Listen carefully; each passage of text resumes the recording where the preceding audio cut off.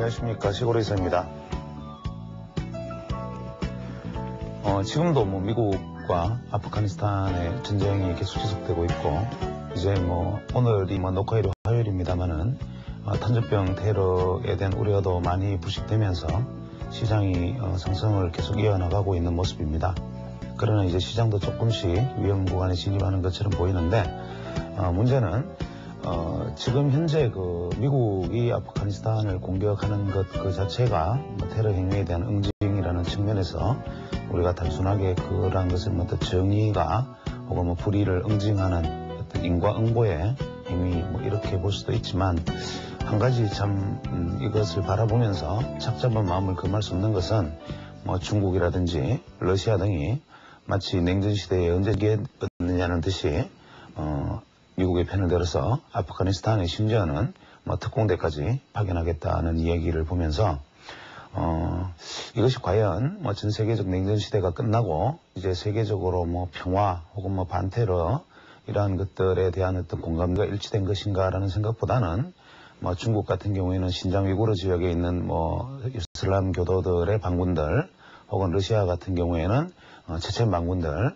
이러한 어떤 소수민족의 저항을 분쇄하기 위한 어떤 면에서는 자기에게 해가 되는 혹은 자기 자신에게 가시가 되는 어떤 소수민족의 목소리를 테러라는 이름으로 이 기회에 한꺼번에 같이 제거하기 위한 어떤 목적을 가지고 힘을 중심으로 단합하지 않나. 즉 미국이라는 나라가 테러의 테러 응징을 위해서 전쟁을 일으키는 동안 러시아와 중국은 테러를 이제는 반대한다는 명분 속에서 자기 자신들이 칩으로 감추어왔던 부분들을 이 기회에 일거에 정리하는, 즉 강자의 논리가 약자를 압도하고 강자의 논리가 약자를 짓밟아버리는 이러한 어떤 세계적인 어떤 이데올로기의 변화 혹은 어떤 힘의 변화가 생기지 않나라는 생각이 들고, 만약에 이러한 우려가 기우가 아니라 하나의 어떤 힘의 중심의 이동이라는 측면에서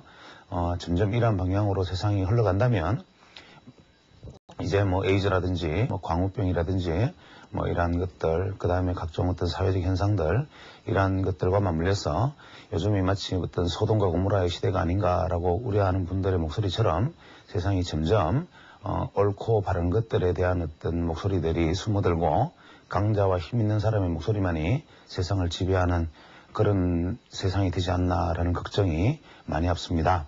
주식 투자자들도 마찬가지인데, 주식 투자에 있어서의 논리도 물론 강자의 논리가 지배를 하고는 있지만 많은 소수의 투자자들이 다수를 점하고 있기 때문에 어떤 강자와 메이저의 논리만으로 이러한 것을 재단하기는 어렵지 않나 생각을 합니다.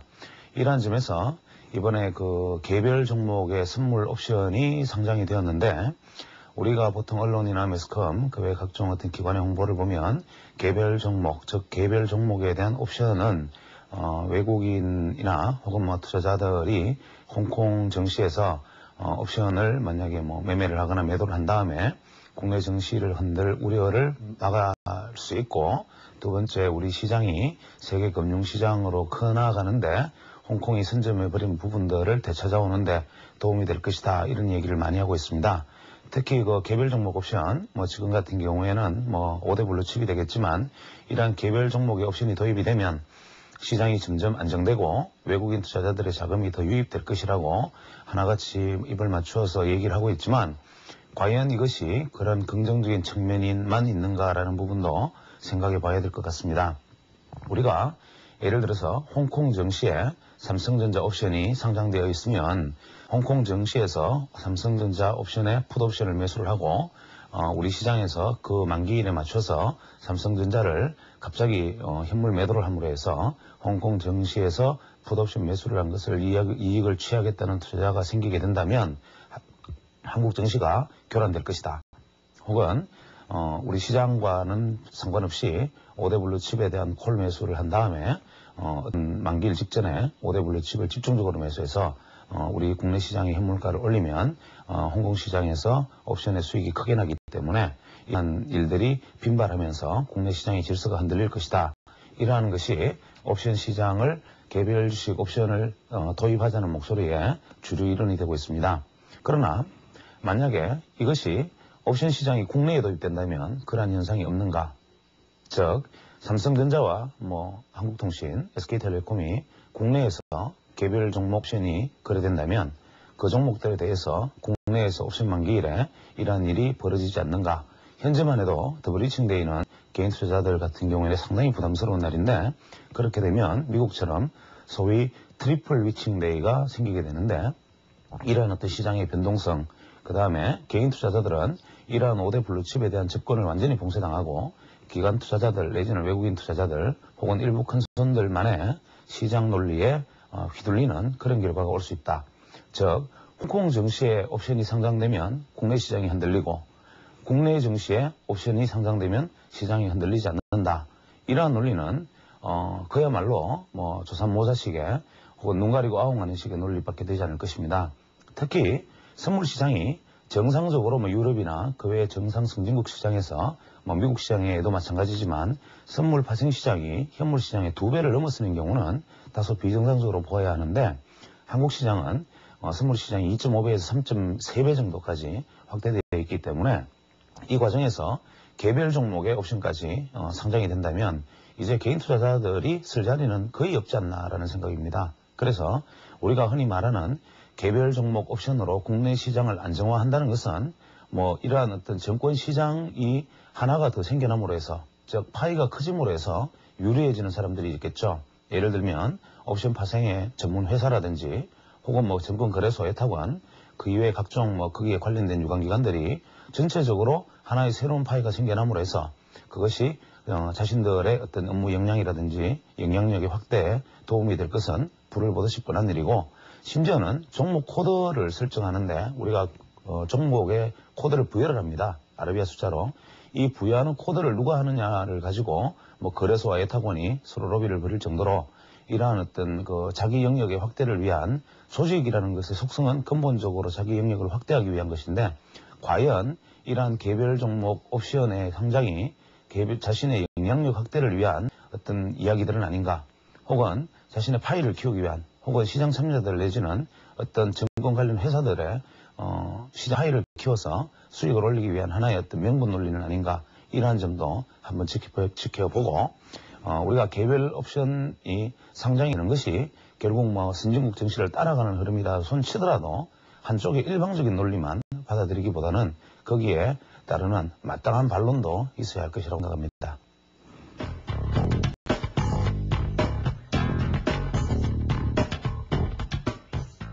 오늘부터는 이제 지금까지 상승에 관한 이야기들을 주로 해왔고 조정에 관한 것은 간단하게 예고 정도만 얘기를 했습니다만은 지금까지 진행했던 어떤 상승의 어떤 파동에 대한 이야기들을 좀 더 현실적으로 접근하는 얘기들을 한번 하겠습니다.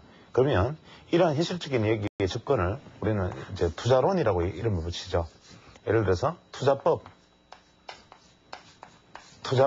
혹은 투자론, 상승론의 관점에서 어떻게 적용할 것인가 이 문제를 한번 살펴보겠습니다.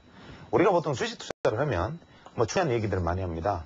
지난번 첫 시간에 제가 말씀드렸는데 제가 말씀드린 건 제일 마지막에 개념은 각도의 개념이었지만 우리가 일반적으로 시장을 이야기할 때 우리가 추세 분석이 중요하고 두 번째가 패턴 분석, 그 다음에 세 번째가 우리가 거래량 분석, 네 번째가 지표 분석. 이러한 어떤 분석법이 우리의 주식 투자의 원형입니다. 추세, 패턴, 거래량, 지표 분석. 이것이 우리가 주식 투자에서 일반적으로 우리가 이야기하는 기본 개념이니까 제가 이야기하는 이 각도라는 이야기는 뭐냐면 이 패턴과 추세와 지표를 동시에 한번 생각해봐라는 이야기가 되겠습니다. 그래서 저희들이 보통 주식 투자를 하면 투자자들은 어떠한 것을 한 종목을 가지고 어떠한 선택을 해야 하는가, 어떠한 의사결정 과정을 가지고 있어야 하는가라고 생각을 해보면 우리는 이 종목을 봤을 때 이 종목에서 하나의 어떤 긍정적인 부분만을 바라보려고 합니다. 즉 매수자의 눈에서는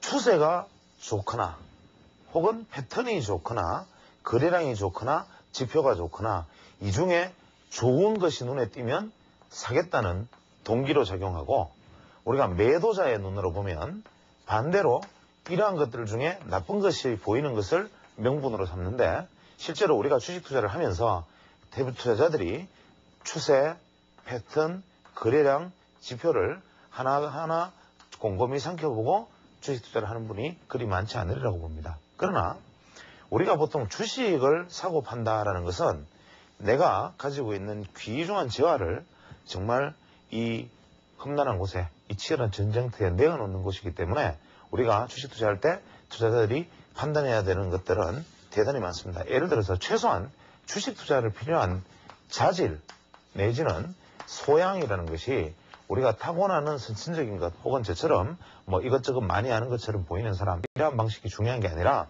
우리가 주식 투자에 있어서 가장 중요한 것은 과연 투자자들이 내가 거래소의 우량 종목, 코스닥의 우량 종목 중에 내가 관심 있는 종목 최소한 한 500개 정도의 종목들에 대해서는 그냥 누군가가 얘기하면 그냥 그날의 차트가 일봉, 주봉, 월봉이 보이고 그날의 차트, 뭐 지표, 패턴 이런 것들이 바로바로 내가 눈에 오를 수 있는 정도 수준인가.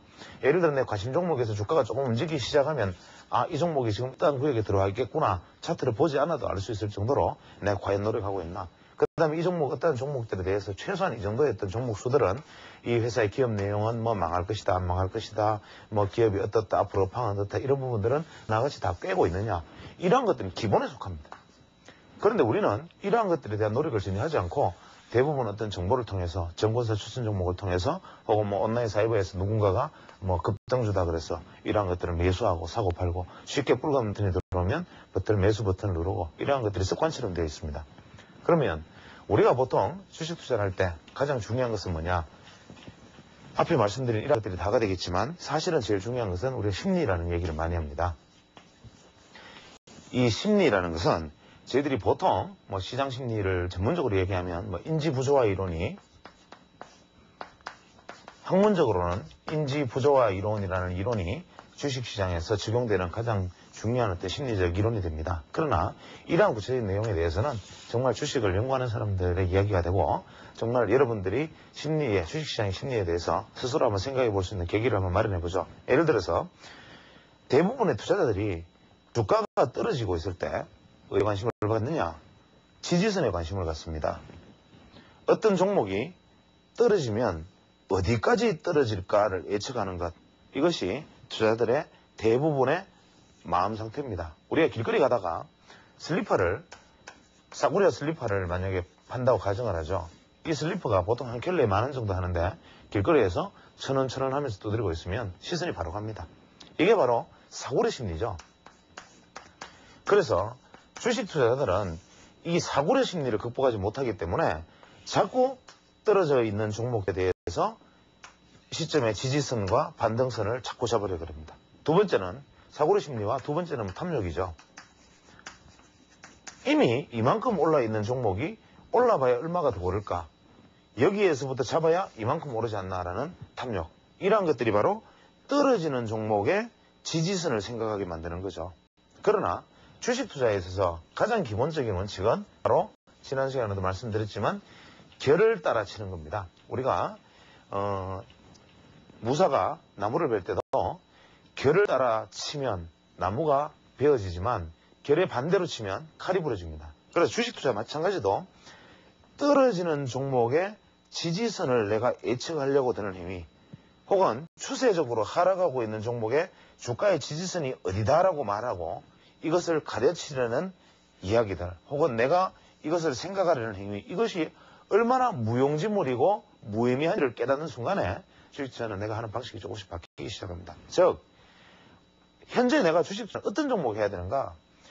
지금 대중이나 시장에 제일 여기서 말하는 대중은 일반 개인 투자자라기보다는 메인 투자자 즉 이 시장의 주류를 얘기하겠죠. 시장 메이저들이 시장에서 혹시 전부 관심을 가지고 있는 종목 이러한 종목들이 얼마나 더 가나만 생각하면 됩니다. 즉 주식 투자는 이 종목이 관심을 가지고 상승 추세를 만든 종목이 얼마나 더 갈 수 있을까만 고민하면 되는데 관심에서 외면받고 있으니까 떨어지는데 외면받는 종목이 어디까지 떨어질까를 생각하는 게 개인 투자자의 심리라는 거죠. 아무리 지지선을 끊고 맞춰봐야 지지선에 딱 맞아서 반등을 하면 그 봐라 반등을 하지라고 말을 하지만 이 순간에 아차해서 타이밍을 놓치면 지지선이 무너지고 이때는 투매가 벌어집니다. 정작 매수 시점은 여기가 되겠죠. 그런데 대부분의 투자자들은 항상 이 그 봐라하는 자리를 찾기 위해서 노력을 하고 또 시장을 오도하는 경우에도 이러한 것들을 찾고 이야기하는 수도 많습니다. 그러나 주식 투자는 오를 때 주식 투자의 알파와 오메가는 오로지 오르는 종목이 혹은 추세가 반전된 종목이 혹은 추세가 반전하려는 종목이 얼마나 오를까 이것만이 고민하는 것이다. 쓸데없는 고민은 일치할 필요 없고 무조건 얼마나 더 오를까라고 생각하는 종목만 접근하고 이러한 종목들에서 시장에 눈을 뜬 다음에 얼마나 떨어질까라는 종목에 관심을 기울여라. 이것이 주식투자의 정답일 수 있을 겁니다.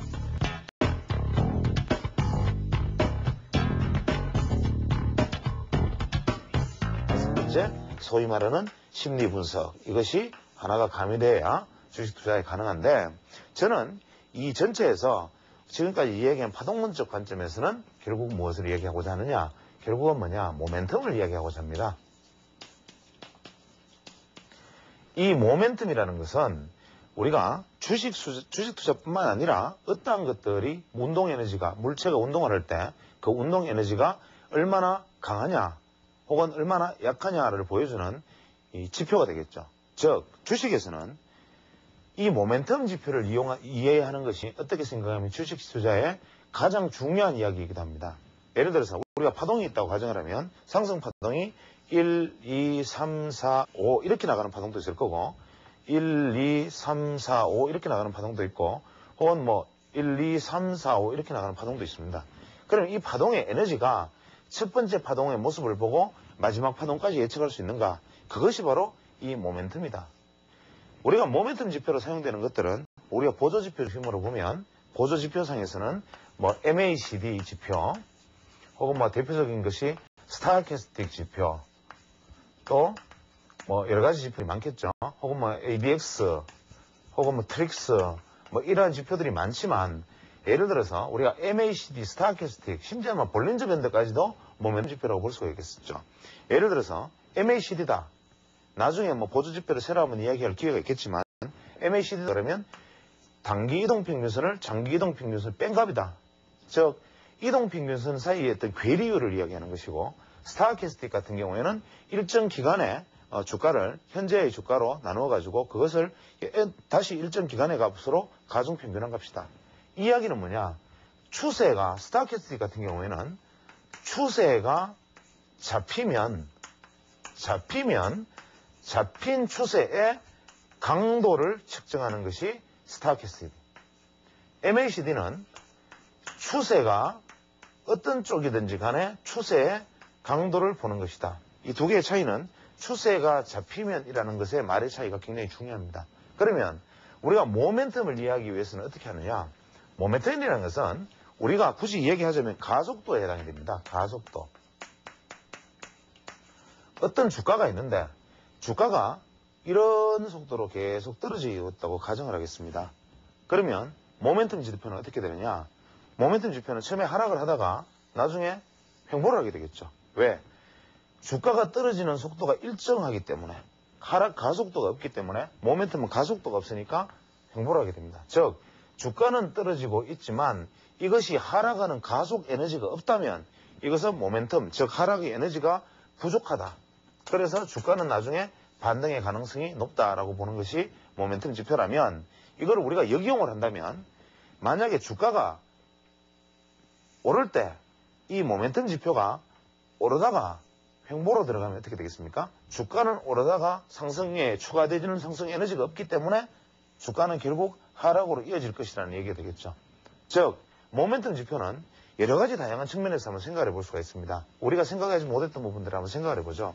주가가 계속 하락을 하다가 스타캐스틱 RSI 같은 경우에는 예를 들어서 RSI 지표라든지 상대 강대력 지수, 스타캐스틱 이런 지표들은 주가가 하락하다가 횡보를 하면 횡보 기간이 길어지면 이 지표들은 떨어지다가 횡보하면서 스스로 과열권에 접어들어 버립니다.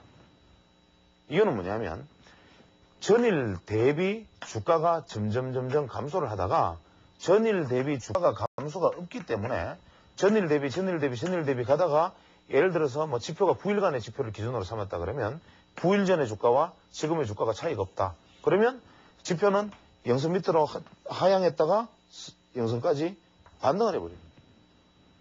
그렇기 때문에 우리가 이러한 어떤 지표들의 어떤 상징성이라는 것은 뭐냐면 이러한 지표들에서 우리가 볼 수 있는 것은 뭐냐면 속도, 기울기 이게 아니라 가속도다 이겁니다. 그럼 모멘텀 지표는 가속도다. 가속도는 우리가 차트에서 뭐로 나타나냐? 각도로 나타납니다.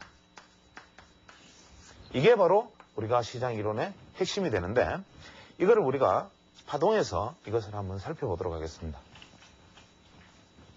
우리가 보통 주식 투자를 할 때 제가 바닥의 패턴에 대해서 일전에 한번 간단하게 말씀을 드린 적이 있습니다. 바닥 패턴이 1, 2, 3, 4, 5 떨어지는 것이 직전 하락 파동은 반드시 5개의 하락 파동을 가져야만이 일단 하락 파동의 마무리를 기대할 수 있다고 생각했습니다.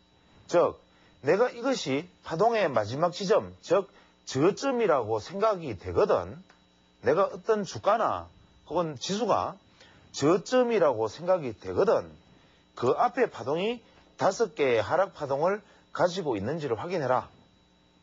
즉 앞에 파동이 5개의 하락 파동을 가지고 있지 않다면 이것은 진바닥이 아닐지 모른다.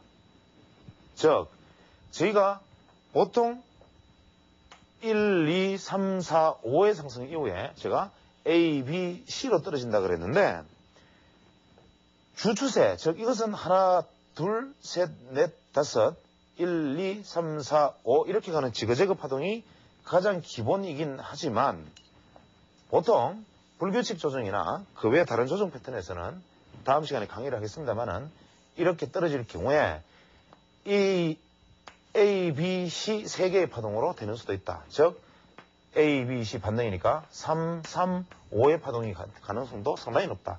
그래서 내가 주가가 이렇게 올라가지고 이렇게 봤을 때 이게 바닥이다 싶으면 이게 A, B, C 3개의 파동만 나와 있으면 이것은 진바닥이 아니다. 즉 이것은 반등 이후에 또 하나, 둘, 셋, 넷, 다섯의 하락이 있을 수 있다. 물론 이 하락 이후에도 A, B, C의 접속 X파라 부르는 접속 파동이 나타나고 다시 1, 2, 3, 4, 5의 주가 하락이 또 있을 수 있는데 이러한 것을 예측하지 못하기 때문에 바로 랜덤워크 이론이 등장하기 시작하는 거죠. 그러나 이러한 것들은 논외로 치고 그렇다면 분명한 것은 이렇게 얘기할 수 있습니다. 5개의 파동으로 떨어졌다고 해서 그것이 무조건 바닥은 아니다. 그럴 수 있다. 즉 접속파 이후에 또 이렇게 떨어질 수 있고 여기서 1, 2, 3, 4, 5 떨어진 다음에 또 A, B, C 이후에 다시 떨어지는 A, B, C가 있을 수 있으니까 1, 2, 3, 4, 5가. 즉 다시 한번 이야기하면 5개의 하락파로 마무리되었다 하더라도 그것이 바닥이라고 말을 할 수 없다. 그러나 바닥은 5개의 하락파동이 앞선다. 즉 바닥이 되기 위해서는 그 앞파동은 반드시 하나, 둘, 셋, 넷, 5개의 파동으로 끝나야만 한다. 거꾸로 여기관계는 성립한다 이겁니다. 즉 바닥이라면 이것이 진바닥이라면 앞에 파동은 반드시 5개의 파동이어야 한다. 그러나 앞에 파동이 5개의 파동이라고 해서 그것이 바닥은 알 수 있다. 이야기입니다. 그렇다면 우리가 이 파동에서 앞에 5개가 떨어지는 과정에서 제가 실시간에 말씀드렸다시피 파동은 연장 파동이 있을 수, 미달 파동이 있을 수 있는데 파동 연장의 법칙에 의해서 상승하는 파동도 1, 2, 3, 4, 5 이렇게 3파동이 연장되는 경우 혹은 1, 2, 3, 4, 5 이렇게 1파동이 연장되는 경우 혹은 1, 2, 3, 4, 5파동이 연장되는 경우 파동이 연장이 되는 수가 있고 또 1, 2, 3, 4, 5 파동이 미달로 끝나는 수도 있고 이러한 파동의 연장이나 미달이 한국 시장 같은 경우에는 대단히 많은 빈도로 나타납니다. 한 개의 파동 중에서 연장이 나타나거나 미달이 나타나는 경우가 거의 대부분이라고 보면 되고 또 이 파동의 각도도 거의 옆으로 횡보 파동이 일어나는 경우도 미국 시장에 비해서 상당히 빈도가 높습니다. 이러한 관점에서 우리가 바닥을 체크를 해본다면 제일 중요한 것은 일단은 바닥이 뭐냐. 1, 2, 3, 4, 5의 정상적인 하락 파동이 앞에서 딱 마무리되어서 떨어지면 그 다음 파동은 반등일 경우에는 무조건 역회된 숄더의 패턴을 취할 것이다. 즉 역머리 어깨의 형태를 취할 것이다 라는 것은 당연히 예상이 가능합니다. 즉 떨어지는 파동이 3, 4, 5에 상승하는 파동이 1, 2, 3으로 갈 테니 당연히 3, 4, 5, 1, 2, 3은 반드시 역회된 숄더의 형태를 취하기 때문에 우리가 완전 파동, 정상 파동의 형태로 조정을 받으면 이것은 역회된 숄더 형태의 바닥 패턴을 취하게 된다. 이것은 반드시. 두 번째, 하락 파동이 1, 2, 3, 4, 5 이렇게 끝나면 만약에 5파동이 미달로 끝나면 이것이 이중바닥이라고 말을 하는 분도 있습니다만은 이것은 잘못 알고 있는 겁니다. 하나, 둘, 셋, 3파동이 연장됐을 경우에 3파동이 연장이 되면 5파동이 미달이 되는 경우가 많습니다. 즉 상승파동에서도 마찬가지지만 1, 2, 3파의 연장이 발생을 하면 5파동은 미달형으로 이 파동의 고점을 많이 넘어서지 못하는 경우가 많다. 즉 이렇게 해서 이까지 온 것이 파동으로서는 하락파동이 끝이 되고 1, 2, 3으로 간다면 이것은 어떻게 되느냐.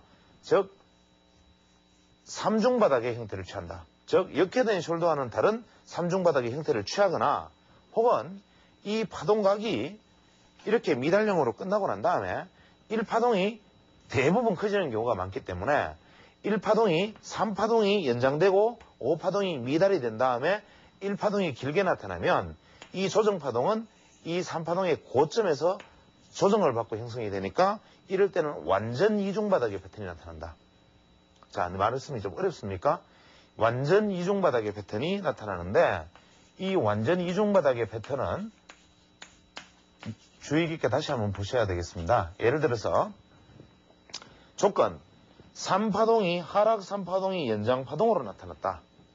주로 갭을 동반한 연장파동으로 나타나면 대부분 5파동은 미달형으로 나타나거나 5파동이 조금 더 미달형으로 나타나거나 거의 대부분 안에서 맞춰서 거의 같은 각으로 떨어지기가 쉽고 3파동이 미달형으로 떨어진 경우에 연장파동으로 떨어진 경우에 1파동의 반등은 최소 우리가 4파동의 고점을 넘어서는 파동이 나와서 이 4파동의 고점을 하향 돌파하지 않고 나아가는 형태가 취해졌을 때만 우리가 이중바닥의 완전형이라 부른다. 여기서 중요한 것은 조건 3파동이 하락 3파동의 연장, 두 번째 5파동의 미달, 상승 1파동의 4파동 고점 돌파,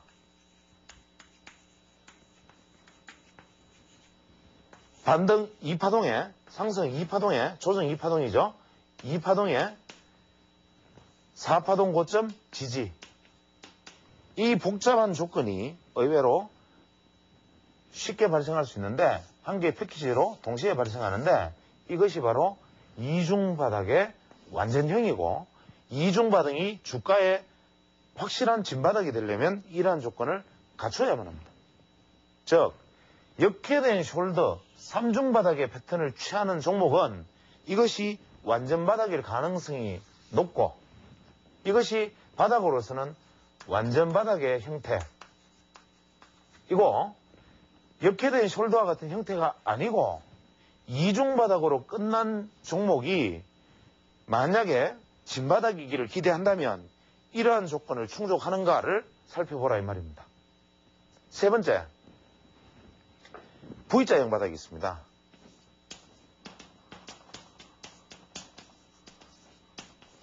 우리가 보통 외바닥은 진바닥이 아니고 가바닥이기 때문에 반드시 진바닥을 확인하는 재차 진바닥을 확인하는 흐름이 나타날 것이다 라고 말하는 것이 시장의 관행이나 진바닥이 V자형 바닥이 진바닥이 되는 경우가 있습니다. 어떤 경우냐 하면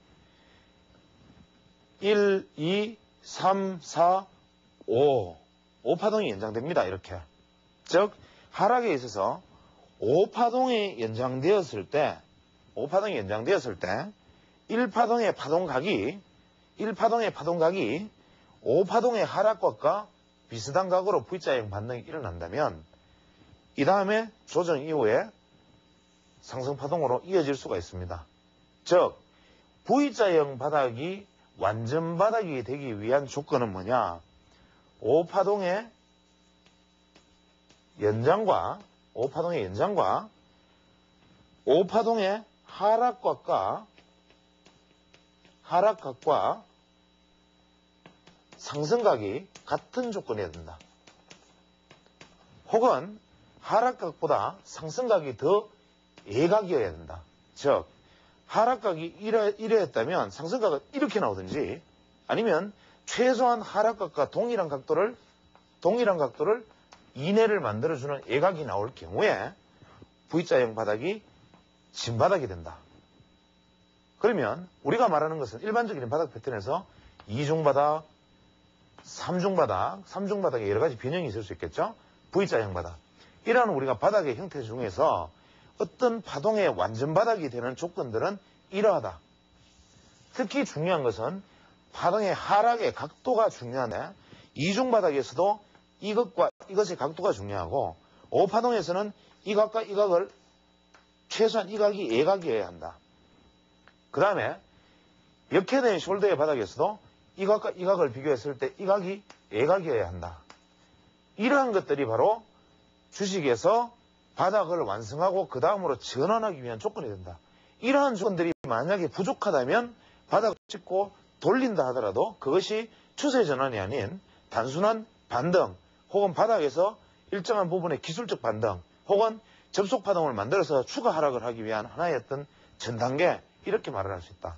즉 물론 이것은 제 이야기이기 때문에 이것이 무슨 법이다 뭐 이렇게 얘기를 할 수는 없고 무슨 뭐 대단한 무슨 법칙이다 무슨 비법이다 이런 얘기는 아닙니다. 다만 제가 말씀드린 것을 우리가 파동론과 결부지어서 생각을 해본다면 우리가 어떠한 바닥 패턴이 나왔을 때 최소한 내가 하락하는 종목 제가 앞서 말씀드렸듯이 하락하는 종목에 관심을 기울이고 싶거든.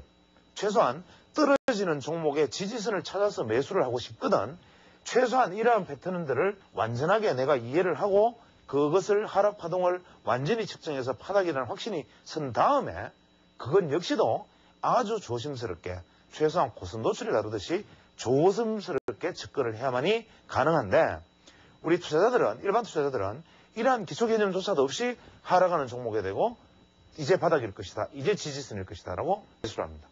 반대로 상승을 했을 때 우리가 대부분 누가 봐도 저항선이 분명한 자리에 누가 봐도 저항이 분명한 자리에서 매수를 하라고 얘기하는 사람이 있으면 이 사람은 진고수이거나 아니면 완전히 뭐 요즘 애들 말로 생초자입니다.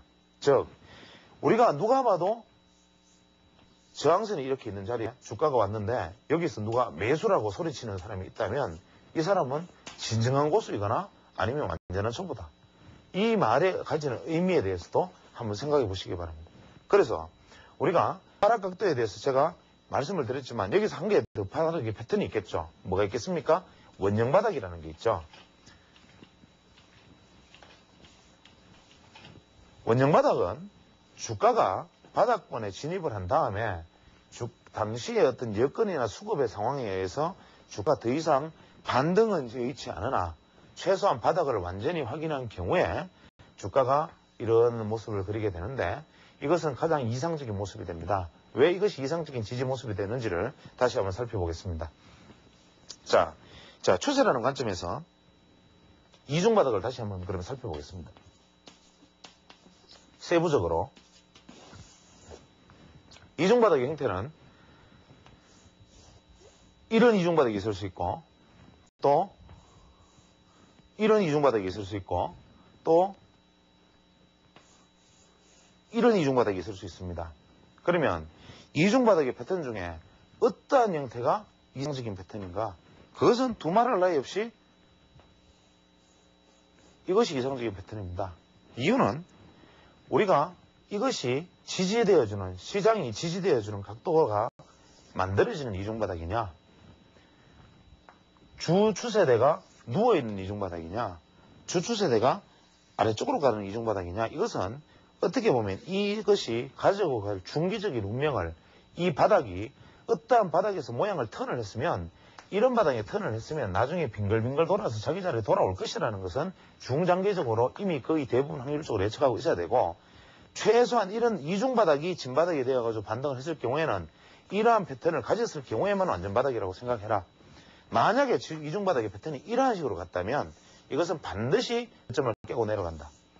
즉, 이야기를 지난 사례를 가지고 말씀드리니까 좀 민망스럽습니다만은, 제가 올 연초에 코스닥이 반등을 했을 때 늦봄 깬가요? 코스닥이 한 70, 60 몇 포인트 이상 반등을 했을 때 제가 그 당시에 이런 말을 한 적이 있습니다. 지금 차트를 한번 보십시오. 연초에 코스닥이 반등하기 직전의 모습이 바로 연초에 코스닥이 직전하기 직전의 차트가 이러한 이중바닥으로 코스닥이 반등을 했었죠. 그래서 제가 반드시 코스닥은 50대 이하로 내려온다. 그때 그런 말을 단단하게 직설적으로 얘기를 한 적이 있었는데, 중장기적으로 그렇게 한다. 이것은 바로 이 바닥의 패턴이 완전 바닥의 패턴이 아니었기 때문입니다. 즉, 우리가 주가라는 것은 지금 제가 이중바닥의 패턴을 꺼놓고 다시 이 이야기를 하는 것은 뭐겠습니까? 이것은 바로 추세 이야기를 하고 있는 것입니다. 저희들이 말하는 추세라는 것이 대부분의 투자자들이 추세라는 것과 추세선의 개념을 이해할 때 고점과 고점을 끊고 저점과 저점을 그어서 그 다음에 맞닿는 선이 추세다. 이렇게 이해를 하고 있죠. 예를 들어서 주가가 이렇게 가고 있다면 저항선은 이 추세가 된다. 혹은 지지선은 이 추세가 된다. 이렇게들 얘기를 하십니다. 그러나 추세라는 것의 가장 기본축은 뭐냐면 큰 추세가 됩니다. 예를 들어서 주가가 어떤 기본적인 추세가 이러한 추세를 보이고 있는, 큰 추세를 보이고 있는 종목이 주가가 여기에서부터 이런 모습을 보이면 여기는 분명히 단기 추세상 저항선이 됩니다. 그러면 대부분의 투자자들은 이것을 보고 매도로 생각하지만 실제로 여기서 투자자들 중에 전문 투자자들은 매수를 생각합니다. 반대로 주 추세가 이렇게 오고 있는 종목이 있는데 주가가 이렇게 가는 종목이 있다면 대부분의 투자자들은 지지선을 끊고 매수를 이야기하고 있지만 실제로 전문 투자자들은 매도로 생각하고 있습니다. 이것이 제가 말씀드리는 이 의미, 여기서 말하는 이 큰 추세라고 말씀드리는 이 추세대, 이것이 주는 상징성이라는 것을 사실은 주식 투자에서 가장 먼저 생각해야 된다는 겁니다. 그러고 난 다음에 이러한 것들이 반전을 할 수 있는 것이냐 아니냐 이런 것을 생각해야 되는데, 이 추세의 기본 개념을 지나칠 정도로 단기 추세에 자꾸 목을 메고 있기 때문에 투자자들이 실패하게 됩니다. 그 다음에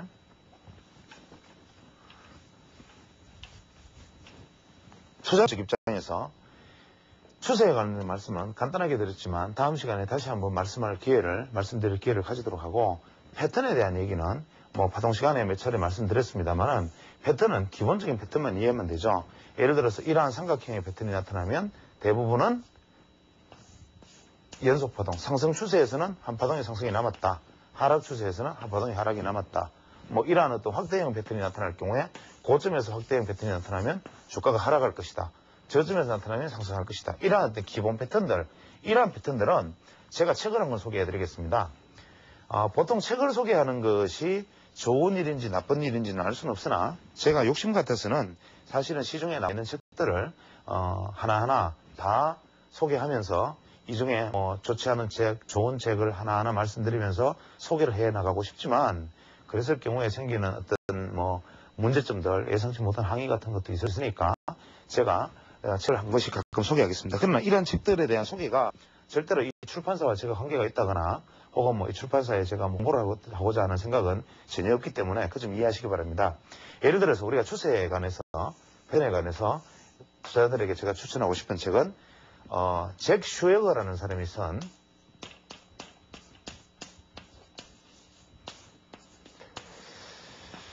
원래는 책의 제목이 운명이 그렇지는 않습니다. 번역에서는 기술적 분석 없이 주식 투자하지 마라 라는 제목의 책이 번역돼 나온 책이 있을 겁니다. 제가 출판사가 정확히 기억은 안 나는데 저자는 잭 슈웨거고 기술적 분석 없이 주식 투자하지 마라 아마 이런 류의 제목을 가지고 쓰여져 있는 책이 있는데 이 책에는 그럴듯한 내용은 하나도 없고 이 패턴과 추세에 관한 굉장히 고전적이면서도 투자자들이 반드시 알아야 될 내용들이 담겨 있습니다. 그래서 이 책을 한번 읽어보시면 제가 여기에서 패턴에 대한 얘기를 강의에서 아무리 얘기를 해도 그것보다 나을 거라고 생각하고 나중에 패턴에 관한 말씀은 제가 강의 시간에 현재 한번 정리해서 다시 말씀을 드리도록 하겠습니다. 그 다음에 거래량에 관한 얘기인데 거래량에 관한 얘기 역시도 현재 파동론과는 뭐 크게 상관이 없고 다만 거래량이라는 것은 추세라는 관점에서 거래량을 볼 수도 있다. 예를 들어서 거래량이 뭐 이러한 거래량이 있다면 최소한 종목이 내가 관심을 가져야 되는 시점은 언제냐. 이거를 돌파해 나갈 때가 이 종목에 대한 관심을 가져야 된다. 아니면 이 종목을 이렇게 돌파해 나가든지. 즉 거래량 추세가 돌파되지 않는 상황에서는 주가에 관심을 갖지 마라. 혹은 어떤 변곡점에 있어서 거래량이 이런 역회된 숄더에서 거래량이 증가를 한다. 뭐 이러한 부분들이 거래량 분석의 가장 기본적인 부분이 되겠지만 실제로 거래량 분석이라는 것도 개인 투자자들이 하기에 상당히 어려운 점이 있는데 이 부분은 따로 시간을 내서 한번 정리를 하겠습니다. 그 다음에 지표에 관련된 이야기죠. 지표는 제가 좀 앞에서 모멘텀에 관한 얘기를 했고 심리에 관한 얘기를 먼저 드렸습니다. 그 다음에 파동론과 관련해서 우리가 주식을 어떠한 종목을 고르고 어떠한 종목을 택할 것인가라는 이야기도 여기서 이어나가야겠지만 앞에서 제가 지금 현재 오늘 제가 말씀드린 내용은 사실 좀 두서가 없습니다. 왜 두서가 없느냐 하면 송구스러운 말씀이지만 제가 강의를 하기 전에 최소한 뭐 오늘은 어떤 내용을 가지고 이야기하겠다라는 생각을 뭐 당일은 최소한 하고 있어야 되는데 제 개인적 사정이 있어 뭐 강의 준비에 대한 어떤 구체적인 계획이 전혀 없었기 때문에 제가 했던 이야기들이 일관성이 있었는지 혹은 이러한 것들이 뭐 실제적으로 투자에 도움이 되었는지에 대한 자신은 없습니다. 그러나 작은 도움이 됐기를 빌고 다음 시간에 또 조정에 관해서 이야기를 이어가도록 하겠습니다.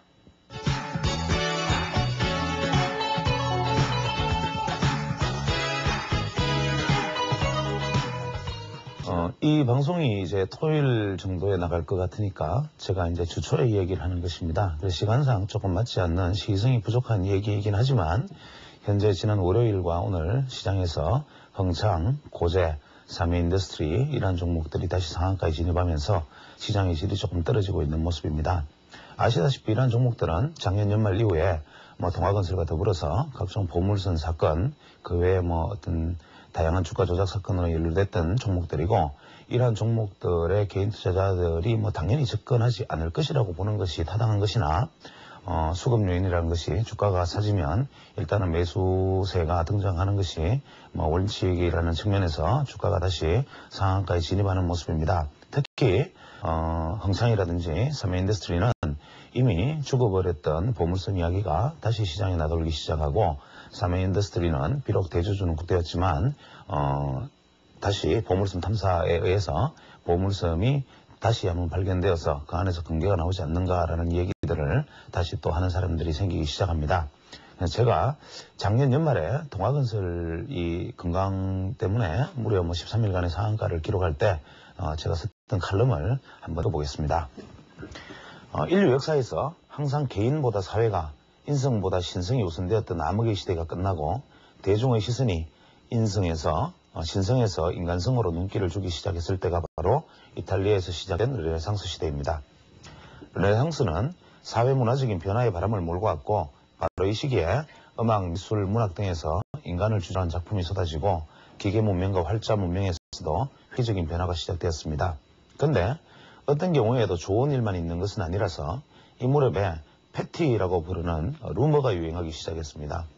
이전까지만 해도 이제 서슬퍼렇던 신의 계율이 사람들의 머릿속에 각인되어 있었기 때문에 거짓말은 10계명 중에 제8계명에 해당하는 중죄이기 때문에 약간의 거짓말로도 지옥에 이르는 죄악으로 생각하던 당시 사람들에게 여기서 거짓말을 하는 혹은 루머를 퍼뜨리는 행위는 그 이전까지 억압받았던 신성에 대한 딴지 걸기 혹은 반항으로 여겨지며 하나의 새로운 유행이 되었습니다. 이때 피에트로 아레티노라는 구두 스승공의 아들로 태어난 저널리스트가 한 사람이 있었는데 그는 당시에 발달한 출판 인쇄문화 덕택에 한 페이지짜리 소식이라는 잡지를 발행했습니다.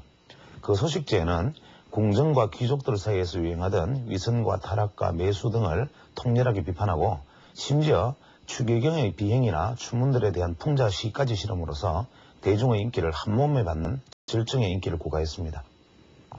그러나 이러한 대중적 지지는 초기에는 권력과 갈등하고 기량하는 입장에 서 있었지만 그를 제거하기 위한 귀족들의 온갖 노력이나 음모가 실패하면서 그는 나중에 오히려 귀족들 위에 군림하기 시작합니다.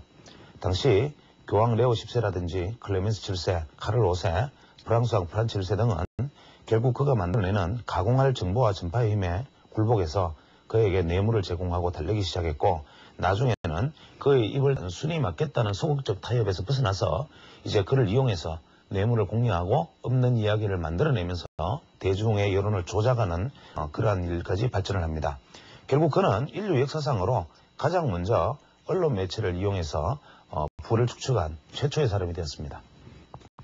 이러한 어떤 대중의 속성을 교묘하게 이용한 예로 메카시 상원의원의 사례가 거론되기도 합니다. 그는 메카시 선풍이라는 조어를 만들어내면서 국가의 이익에 반하는 주장이나 약간의 있던 좌익적 사상을 모두 공산주의로 몰아붙이면서 세계 자유주의의 상징이라는 미국 땅을 완전히 얼어붙게 만들었습니다. 이러한 메카시즘은 46년에서 56년까지 로젠버그 부부의 어떤 처형에서부터 시작해서 무려 약 2만 명가량의 어떤 실직과 미국 시민들을 비판적 발언만 하면 바로 조사에 들어가는 아주 냉기로 가득한 사회로 몰고 갔고 심지어 사람들은 서명하는 행위를 두려워해서 모 대학에 자판기를 설치하는 데 필요한 서명조차도 거부함으로써 자판기 설치가 실패하고 대부분 판사조차 사상적으로 문제가 있던 조카 딸의 결혼식에도 참석하지 못할 정도였습니다. 그런데 우리 사회는 어땠습니까? 우리 사회 역시 권위주의 정권이 이제 물러나가고 통제당했던 언로가 터지면서 가공할 수준의 연비어와 루머가 난무하는 사회로 변질됐습니다. 특히 자본시장의 꽃이라는 정권시장은 온갖 설과 루머로 난무하고 심지어 정치권의 권력투쟁까지 정권과 정보팀의 입을 빌려서 공론화되어집니다. 그만큼 돈과 관련된 루머는 직접적인 이해득실과 관련되므로 그 파괴력은 가공하지만 근본적으로 루머를 생산하게 만드는 사회 구조와 타협할 수밖에 없으면 앞에서 말씀드린 아레티노의 사례에서도 알 수 있습니다. 즉 사회의 발전은 사상과 표현의 자유를 기반으로 하고 있으므로 어설픈 검증의 결과는 오히려 후유증이 더 클 수 있습니다. 때문에 루머를 단속하고 루머를 다스리려는 발상도 중요하지만 결국 그거보다는 아레티노와 같은 아류들이 발을 붙이지 못하게 하는 어떤 사회 구조를 만드는데 진력을 해야 할 것 같습니다. 즉 우리가 루머를 단속을 하자, 루머를 단속을 한다, 혹은 루머를 단속할 수 있다라고 말하는 것은 거꾸로 반대로 마음만 먹으면 누군가를 사회에서 매장시킬 수도 있다라는 생각만큼이나 오히려 위험한 발상입니다. 즉 루머의 속성에 대해서 끊임없이 긴장하고 오히려 역설적으로 루머에 대해서 겸손해지면서 루머가 만들어내는 그 사회라는 것이 현재 루머 자체가 사회를 보여주는 한 단면일 수 있고 지적, 정신적 풍토가 척박함을 보여주는 것일 수 있기 때문입니다. 즉 루머를 단속하는 것은 오히려 루머와 게임을 즐기면서 더욱 강력한 루머를 만들어낼 수 있는 위험도 있다는 것을 인식해야 하고 때문에 우리가 루머를 맹목적으로 무조건적인 단속도 사실 필요하고 실제로 음란을 해야 하지만 실제로 루머를 단속하는 것 이상으로 루머가 발붙일 수 없는 환경을 만들어 나가는 것이 더 중요하겠습니다. 이 점은 정보당국이나 기관에서 할 수 있는 것이 아니고 정보당국이나 기관은 루머에 만들어내는 어떤 배포자들을 강력히 처벌하고 응징을 해야겠지만 실제로 그 루머가 발붙일 수 없는 사회는 결국 투자자들이 만들어가야 됩니다. 즉 주가를 결정하는데 심리적 요인이 대단히 중요하고 투자자들은 적정 주가를 산출한 컴퓨터가 아닙니다. 즉 투자자들은 주식 투자를 통해서 탐욕과 희망, 좌절과 공격성, 두려움 등 인간의 모든 약점을 고루 경험하게 됩니다. 결국 이러한 경험의 강도에 따라서 우리가 주식이 좋은 느낌을 받는 주식은 매수가 되어지고 한번 주목을 받은 종목은 점점 대중의 지지와 사랑을 받으면서 주가가 상승을 하게 되는데 보통 사람은 칭찬을 받으면 의기양양하고 질책을 받으면 의기소침해지는 것과 결국 주가가 한번 주목을 받으면 주식이 상승하고 한번 외면을 받으면 계속 하락하는 것과 같습니다. 따라서 주식시장의 주가를 이끄는 어떤 발언이나 리포트는 전부 정당한 것이고 희망을 부풀리거나 논증할 만한 자료가 없다는 것은 전부 루머로 치부되지만 주가의 결정 과정을 살펴보면 우리가 큰 착각을 하고 있음을 알 수 있습니다. 즉 대중에게 전념력을 가지고 꿈을 만들어냄으로써 끊임없이 상승할 것 같은 희망을 줄 수 있는 루머라면 그것이 실제로 주가가 상승해버리면 바로 정의가 되고 그것이 대중에게 외면당해서 주가가 하락해버리면 루머가 됩니다.